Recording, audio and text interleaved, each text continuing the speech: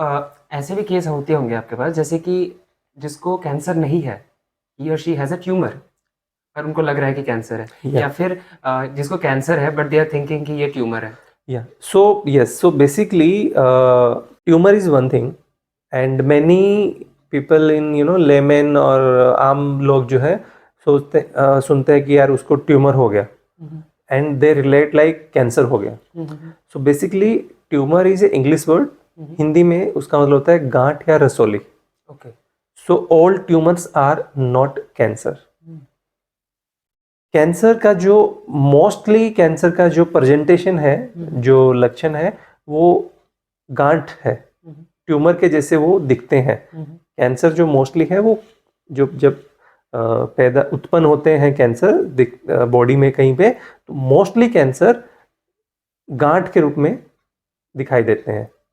Tumour जिसको हम English में बोलते हैं. But all the tumours in general R not cancerous. ठीक है. I think I am making it clear. So cancer mostly जो सॉलिड कैंसर है दे अपीयर एज ट्यूमर. ठीक है, एज ए रसोली वो दिखते हैं. But in other way all जो बॉडी में हमारे जो ट्यूमर या कहीं पे कुछ हो रहा है, they are need not to be cancerous.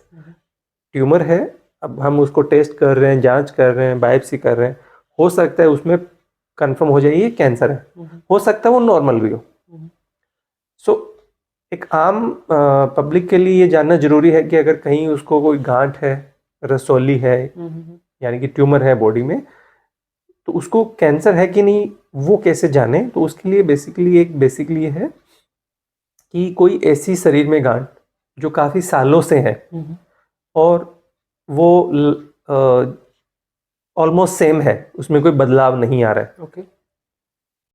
तो वो ज़्यादा चांस है कि नॉर्मल गांठ है. अच्छा। तो शरीर में बहुत सारी जगह चर्बी की गांठ बन जाती है, जिनको हम इंग्लिश में बोलते हैं लाइपोमा.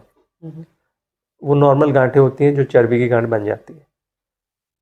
और भी कुछ ऐसी गांठें होती हैं जो कि स्वेलिंग या गांठ के जैसे उत्पन्न रहती हैं, पर वो काफ़ी टाइम से बॉडी में है, मरीज को पता है, तो they are most likely non cancerous, उनमें कैंसर नहीं है. बट अगर वही पुरानी गांठ अभी कुछ दिनों से बढ़ रही है और काफ़ी स्पीड से बढ़ रही है, अच्छा। ठीक है, या उनमें दर्द होने लगा है, पहले उनमें दर्द वगैरह है, कोई तकलीफ नहीं थी, अभी उनमें दर्द होने लगा है और जल्दी तेजी से बढ़ रही है, अब उनमें कैंसर होने का एक अंदेशा ज़्यादा हो जाता है. तो डेफिनेटली ऐसा कुछ लक्षण हो तो आपको अपने नज़दीकतम कैंसर सर्जन से, कैंसर स्पेशलिस्ट से जरूर मिलना चाहिए. ओके।